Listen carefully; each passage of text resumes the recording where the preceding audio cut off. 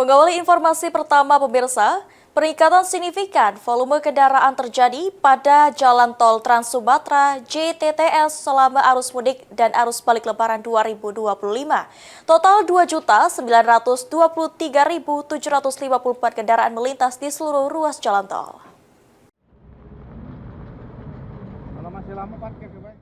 Peningkatan signifikan volume kendaraan terjadi pada Jalan Tol Trans Sumatera JTTS selama arus mudik dan arus balik Lebaran 2025.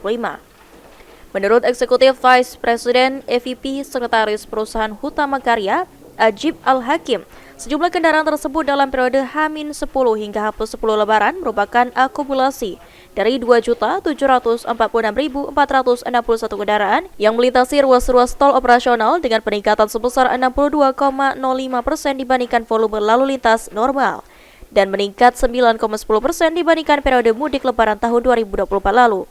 Peningkatan jumlah kendaraan tersebut juga dipengaruhi pengoperasian tol Betung Jambi Seksi 3 Bayung Luncur Tempino yang sebelumnya belum dioperasikan pada tahun 2024 dan 117.293 kendaraan di ruas tol fungsional yaitu tol Palembang Betung Seksi 2, Pekanbaru Padang Seksi Padang Secincin dan tol Sigli Banda Aceh Seksi 1 Padang Tiji Selimem.